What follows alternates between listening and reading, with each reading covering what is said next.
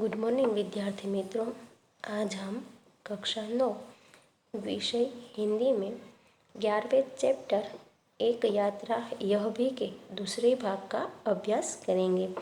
विद्यार्थी मित्रों, पहले भाग में हमने देखा था कि लेखक जो है उन्हें किसी कारणवश यानी ग्वालियर जाना पड़ता है किसी डॉक्टर से मिलने के लिए। वह जो है वह अपनी पत्नी के साथ जो है ग्वालियर जाते हैं। ग्वालियर पर ट्रेन से रेलवे स्टेशन पर उतरने पर उन्हें एक जो ऑटो रिक्शा वाला है जो उन्हें उनकी बातों में लेखक को कुछ आकर्षण लगता है और फिर उसी ऑटो वाले के साथ वो लोग जो है वो डॉक्टर के यहाँ पहुँचते हैं। लेकिन जब वो डॉक्टर के यहाँ पहुँचते हैं तो पता चलता है कि डॉक्टर ने अपने क्लिनिक की जगह जो है वह बदल दी है। ऑटो वाला जो था वह अभी तक वहीं खड़ा था, तो उन्होंने फिर जहाँ लेखक को जाना था उस जगह पर पहुँचा दिया और लेखक ने उनसे कहा था कि तुम चले जाना, लेकिन ऑटो वाला जो है वहीं पर लेखक की राह देखता है। लेखक ने उनके मनचाहे पैसे भी दे दिए थे। इसके बाद ऑटो वाला जो है वह लेखक को लेकर उनके होटल पर जाता है। वहाँ छोड़ने के बाद कहता है कि आप मेरा नंबर रख लीजिए और यदि आपको कल घूमने जाना हो तो मुझे फ़ोन कर दीजिएगा, मैं जो है वह यहाँ पर आ जाऊँगा। इसके बाद लेखक और उनकी पत्नी जो है वह मोहन के साथ, यानी कि ऑटो रिक्शा वाला जो है उनका नाम मोहन है, मोहन के साथ जो है वह ग्वालियर देखने जाते हैं और मोहन जो है वह उन्हें बड़े ही प्रेम से जो है ग्वालियर के दर्शनीय जो स्थल थे वो उन्हें दिखाता है। फिर लेखक और उनकी पत्नी जो है वह चाय पर इसे मोहन को जो है वह अपने साथ बुलाते हैं। पहले मोहन संकोच करता है लेकिन फिर उनके साथ वह जाता है और फिर अपने बारे में बताते हुए कहता है कि वह जो है वह आगरा का है, यहाँ का नहीं है, वह तो आगरा का है। नौकरी की तलाश में जो है वह भटक रहा था और एक दिन जो है वो उनकी पहचान वाली कोई लड़की जो है उन्हें मिल जाती है और उसे वह मदद के लिए कहती है कि मुझे बचा लो।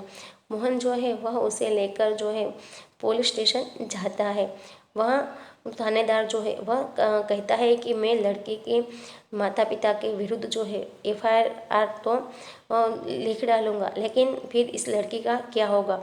और फिर थानेदार जो है थोड़ी देर के बाद सोचकर कहता है कि मोहन से कहता है तुम्हारी शादी हो गई है। तो मोहन जो है वह कहता है कि नहीं, मेरी शादी नहीं हुई है। तो इस पर थानेदार जो है वह कहता है कि तुम इस लड़की से शादी कर लो। तब मोहन जो है वह कहता है कि मुझे तो कोई इतराज़ नहीं है, लेकिन आप लड़की से एक बार ज़रूर पूछ लें। यहाँ से आगे जो है वो हम आज पढ़ेंगे। यह जो है हमने पिछले वीडियो में समझा था। थानेदार ने उससे पूछा तो उसने स्वीकृति सूचक सिर हिला दिया। लेकिन क्या मोहन बाबूजी, लेकिन यह कि भाभी अपनी बहन से मेरी शादी कराना चाहती रही, बात तय हो चुकी थी। फिर बाबूजी, मैंने सोचा भाभी जी की बहन से तो कोई भी अच्छा आदमी शादी कर लेगा, वह कोई संकट नहीं है, लेकिन इस लड़की की तो जिंदगी खतरे में है। लड़की सुंदर भी है, परिचित भी, और सबसे अहम बात यह कि वह संकट में है। इससे विवाह करना प्रतिकर भी होगा और मानवीय भी। लेकिन अब जो मोहन है वह कहता है कि लड़की से एक बार पूछ लीजिए। तो लड़की जो है वह स्वीकृति देती है कि उन्हें मोहन से शादी करने में कोई इतराज़ नहीं है। लेकिन मोहन कहता है कि उनकी भाभी जो है वह अपनी बहन से मोहन की शादी करवाना चाहती थी और सारी बातें तय हो चुकी थी। फिर मोहन कहता है कि मैंने सोचा कि भाभी जी की बहन जो है वह तो काफ़ी अच्छी है और कोई भी अच्छा आदमी जो है उनके साथ शादी कर लेगा। उनके ऊपर कोई संकट भी नहीं है, लेकिन यह लड़की जो है वह मुश्किल में है और उसके साथ साथ ही लड़की सुंदर भी है और परिचित है और यह संकट में है, तो इससे शादी करना जो है वह मानवीयता के नाते अच्छा होगा। हाँ, अब समस्या यह कि विवाह एकदम तो न हो जाएगा। यदि लड़की घर गई तो फिर वही बेच दिए जाने का संकट। मैं साथ ले जाऊँ तो भैया भाभी तो नाराज होंगे ही। इसके माँ बाप मेरे ऊपर लड़की भगाने का केस कर देंगे।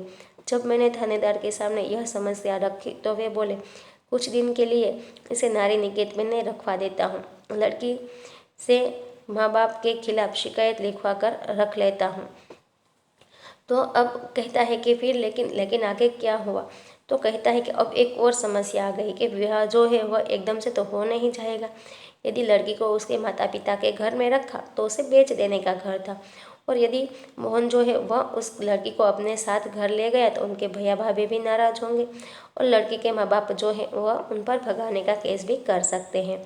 इसलिए यह समस्या जो है वह थानेदार के सामने रखता है। तो थानेदार जो है वह कहता है कि लड़की को कुछ दिनों के लिए नारी निकेतन में रखवा देते हैं, और इसके माता पिता के विरुद्ध जो है वह लड़की से शिकायत जो है लिखवा कर रख लेते हैं। 15 दिन बाद उन्होंने मंदिर में उससे मेरी शादी करवा दी। मैंने कहा, मोहन, ऐसे थानेदार कहाँ होते हैं? मुझे तो इस घटना पर विश्वास ही नहीं हो रहा, लगता है कथा सुन रहा हूँ। 15 दिनों के बाद जो है वह उस थानेदार ने उस लड़की और मोहन की शादी करवा दी। अब लेखक कहते हैं कि इस जमाने में, इस समय में ऐसे थानेदार जो है वह कहाँ होते हैं। इस घटना को सुनकर विश्वास नहीं आता, लगता है कि कोई कहानी सुन रहा हूँ। आप सही कह रहे हैं बाबूजी, लेकिन यह थानेदार कवि भी है। कवि सम्मेलनों में कविताएं पढ़ता है और इसकी कविताएं मानवीय संवेदना से भरी होती हैं। तो मोहन कहता है कि यह जो थानेदार है वह एक कवि है, और कवि सम्मेलनों में वो जो कविता पढ़ता है वह मानवीय संवेदना से भरी होती है। हाँ, तब ठीक है भाई, हर क्षेत्र में कोई ना कोई मसीहा दिखाई पड़ ही जाता है। हाँ, तब यह कि मेरे भाई भाभी मुझसे खफा हो गए और हमें घर से निकाल दिया। एक तो मैंने उनकी साली से शादी नहीं की, दूसरे जिस लड़की से की वह किसी और जाति की है। तो यहाँ पर जो है वह मोहन कहता है कि आगे क्या होता है कि उनके भैया भाभी जो उनसे पहले ही नाराज़ थे, इसलिए उन्हें घर से निकाल देते हैं, क्योंकि एक तो उन्होंने उन दूसरी लड़की से शादी कर ली, और फिर वह जो लड़की थी वह उनकी जाति की भी नहीं थी। तो तुम लोग ग्वालियर आ गए?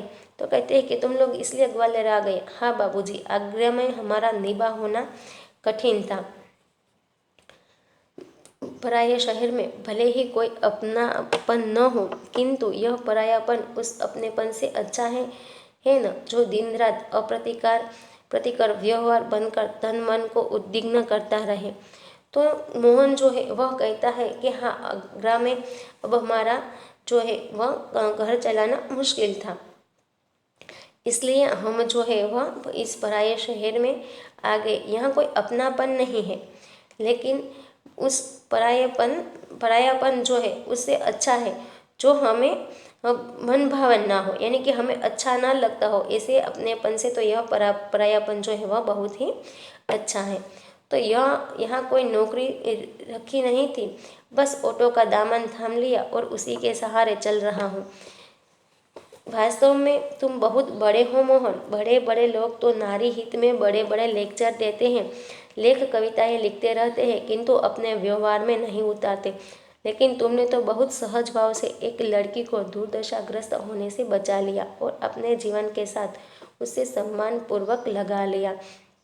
तो मोहन कहता है कि यहाँ पर कोई नौकरी तो कोई ढूंढ कर रखी हुई नहीं थी, इसीलिए ऑटो जो है उसे ही अपना लिया। ऑटो चलाने का काम जो है वह अपना लिया और उसी के सहारे जो है वह अपना घर चला रहा है। तो लेखक कहते हैं कि हकीकत में तुम बहुत बड़े हो मोहन। बड़े बड़े लोग जो है वह सिर्फ नारी हित में लेक्चर दे सकते हैं, उनके ऊपर लेख लिख सकते हैं, कविताएं लिख सकते हैं, लेकिन उन्हें अपने व्यवहार में उतारते नहीं हैं। लेकिन तुमने जो है इस बात को अपने व्यवहार में उतारा और एक दुर्दशाग्रस्त लड़की को अपने जीवन में के साथ उसे सम्मानपूर्वक जो है वह लगा लिया।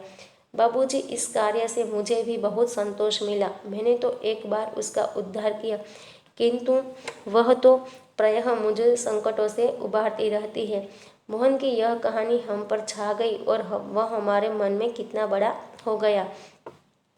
गाड़ी का समय हो रहा था। मोहन हमें लेकर स्टेशन आ गया। उसे मैं 500 रुपये का नोट देने लगा। वह बोला, रहने दीजिए बाबूजी। तो मोहन जो है वह कहता है कि उसे इस बात का संतोष है कि उन्होंने जो है वह उस लड़की का उद्धार किया, लेकिन कहता है कि मैंने तो सिर्फ एक बार ही उसका उद्धार किया था, लेकिन वह तो हमेशा ही मुझे संकटों से बचाती रहती है। मोहन की कहानी से सुनने के बाद लेखक के मन में मोहन जो है वह बहुत ही बड़ा और अच्छा नेक नियत वाला व्यक्ति जो है वह बन जाता है। गाड़ी का समय हो रहा था तो मोहन जो है वह लेखक को लेकर स्टेशन जो है वह पहुंच जाता है। लेखक उसे 500 का नोट जो है यानी कि 500 रुपये जो है वह ऑटो का किराए के तौर पर देता है, लेकिन मोहन जो कहता है कि उसे नहीं चाहिए। अरे यह तुम्हारा पारिश्रमिक है, कोई दान थोड़े ही दे रहा हूँ। तो लेखक जो है वह कहते हैं कि यह तो तुम्हारी मेहनत के पैसे हैं, मैं तुम्हें कोई दान नहीं दे रहा हूँ। बाबूजी, मैंने माँ बाप का प्यार नहीं पाया, कल से ही लग रहा है कि मुझे माँ बाप मिल गए। इस सुख के आगे पैसे का तो कुछ भी मोल नहीं है, पैसा तो और लोगों से कमा ही लेता हूँ बेटे, लेकिन मेरी भी तो सोचो, मैं बेटे का शोषण कैसे कर सकता हूँ। यानी कि मोहन जो है वह कहता है कि लेखक से उन्हें माता पिता का प्यार मिला है, और माता पिता के प्यार का तो जो है वह कोई भी मोल नहीं लगा सकता, कोई कीमत नहीं लगा सकता। इसके सामने ये पैसों तो क्या चीज़ है। और साथ ही मोहन कहता है कि पैसे तो मैं और लोगों से भी कमा सकता हूँ, कमा लेता ही हूँ। लेकिन लेखक कहते हैं कि तुम्हारी बात तो सही है, लेकिन हमारे बारे में भी सोचो, क्योंकि मैं एक पिता होकर अपने बेटे का शोषण कैसे कर सकता हूँ। लेकिन यह तो बहुत है, इतना लूँगी तो आपका शोषण हो जाएगा। यह कहकर वह 500 का नोट लेकर 300 वापस करने लगा। तो कहता है कि मोहन इसके उत्तर में कहता है कि यदि आपने जो पैसे दिए ये तो ज़्यादा है, और ज़्यादा पैसा अगर मैं लूँगा तो यह आपका शोषण हो जाएगा। इसलिए वो 500 के नोट जो है वह लेकर 300 रुपये जो है लेखक को वापस कर देता है। बोला, मुझे इतना पराया न कीजिए बाबूजी। हाँ, जब भी ग्वालियर आइएगा मुझे बुला लीजिएगा, मेरा फ़ोन नंबर तो आपके पास ही है। लेकिन मेरी एक शर्त है। वह क्या बाबूजी? ये 500 रुपये चुपचाप तुम्हें लेने ही पड़ेंगे। तो मोहन कहता है कि आप यह पैसे देकर मुझे पराया न कीजिए, और आप आगे से कभी भी ग्वालियर आइए तो मुझे ज़रूर आप बुला लीजिएगा, क्योंकि मेरा फ़ोन नंबर तो आपके पास है ही ना। तो लेखक कहते हैं एक शर्त पर जो है वह हम फिर से आएंगे और तुम्हें फ़ोन करेंगे और तुम्हें बुला लेंगे, यदि तुम ये पैसे जो है वह चुपचाप ले लो। उसने 300 रुपये अपनी जेब में रख लिए, जैसे कह रहा हो, यह कैसी शर्त आपने रख दी बाबूजी। कुछ क्षण बाद बोला, बाबूजी आपका फ़ोन नंबर तो मेरे फ़ोन पर आ ही गया है, कभी कभी फ़ोन करता रहूं क्या। तो मोहन जो है वह 300 रुपये जो है वह अपनी जेब में रख लेता है और कहता है कि आपने ये कैसी शर्त रख दी, और कहता है कि बाबूजी आपका फ़ोन नंबर मेरे फ़ोन पर आ गया है, तो क्या मैं आपके कभी कभी फ़ोन पर बात कर सकता हूँ। हाँ हाँ भाई, शौक से, मुझे अच्छा लगेगा, लेकिन आपका नाम तो मैंने पूछा ही नहीं। मैं हूँ सत्यकेतु और पत्नी है कामना। और जब हम स्टेशन के अंदर जाने लगे तब वह आंखें में न जाने कितना अपनापन लिए हमें निहारता रहा। तो कहता है कि मोहन पूछता है कि भाई आपका नाम क्या है। लेखक कहते हैं कि तुम मुझसे अच्छी तरह शौक से फ़ोन कर सकते हो, तो इसलिए मोहन कहता है कि आपका नाम क्या है। तो लेखक कहते हैं कि मेरा नाम सत्यकेतु है और मेरी पत्नी का नाम है कामना। और जब लेखक और उनकी पत्नी जो है वह स्टेशन के अंदर चले जाते हैं तो मोहन की आंखों में ने एक जो है वो अपनापन, जो मोहन की आंखों में लेखक के लिए अपनापन था, और उसी अपनेपन को लिए हुए वो लेखक की पत्नी को देखता रहता है। विद्यार्थी मित्रों, यहाँ पर हमारा ये जो चैप्टर था वह समाप्त होता है। आशा करती हूँ कि यह चैप्टर आपको अच्छी तरह से समझ में आ गया होगा। यदि आपको यह वीडियो अच्छा लगे तो इस वीडियो को लाइक करें और शेयर करें। धन्यवाद।